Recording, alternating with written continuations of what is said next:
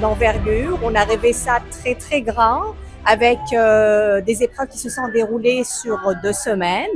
Un spectacle d'ouverture et un spectacle de fermeture et avec une arrivée, un passage de la flamme dans tout le CHSLD.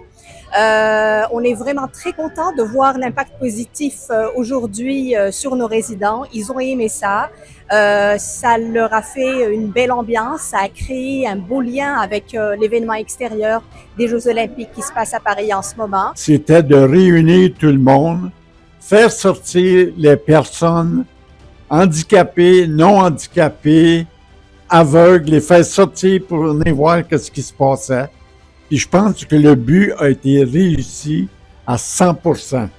Il y a eu une participation étonnante, puis seulement si le monde savait l'organisation qu'il y a en arrière de ça, je pourrais vous en parler longtemps, mais chapeau aux personnes qui ont organisé le tout. C'est sûr que les techniciens en diététique m'ont aidé aussi à préparer tous les aliments. On a discuté ensemble pour savoir quoi les servir. On avait toute une variété de collations, du melon d'eau, des biscuits, des muffins, on avait des yogourts, on avait de la crème glacée. Donc on a eu toute une variété de collations et de jus et d'eau. Et puis, j'ai aussi eu d'aide, bien sûr, des bénévoles aussi. Puis, les gens sur les étages, ils m'ont aidé aussi à distribuer les collations. Mais ça s'est bien passé. C'était vraiment un gros travail d'équipe. C'était très amusant et juste voir la joie dans les visages des résidents, pour moi, ça a valu la peine. Nous avons voulu mettre en mouvement nos résidents et les mettre en parfaite harmonie avec eux-mêmes et puis nous autres, les employés.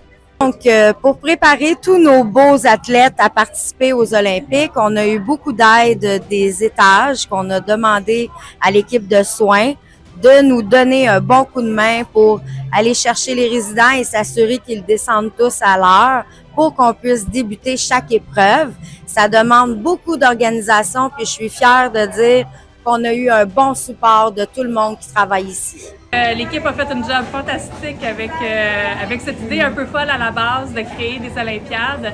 On est vraiment allé all-in en faisant une cérémonie d'ouverture la même journée que les ouvertures des Olympiques à Paris, avec une série de clôtures un petit peu à l'avance par rapport à Paris, mais c'était pour avoir l'équipe complète. Fait que je tiens à remercier la participation de toutes mes équipes, des soins, puis de tout le monde qui est embarqué dans cette collaboration un petit peu folle. Et puis ça n'aurait pas été possible sans les dons, dans le fond, qu'on reçoit de la Fondation Grizzly. Grâce à l'argent qu'ils nous donnent à chaque année pour nos activités, bien, ça nous a permis d'acheter la machine à crème glacée, d'acheter de la décoration, de payer les artistes qui sont venus pour faire des performances à l'ouverture et à la fermeture. Donc, merci à tout le monde. Cet énorme travail multidisciplinaire nous a permis de voir que nos aînés ont encore un grand désir de se dépasser, qu'il est possible, en créant des activités adaptées, de prévenir le déconditionnement et d'aider nos aînés à être plus autonomes. Ça nous a beaucoup inspiré de voir nos résidents devenir des athlètes avec des objectifs à atteindre et avec un esprit compétitif comme nous n'avions pas vu avant. Ça nous a inspiré à en faire plus et on espère que cette initiative a également inspiré d'autres centres à en faire autant. Qui sait, peut-être qu'on va se revoir pour les prochains Jeux olympiques.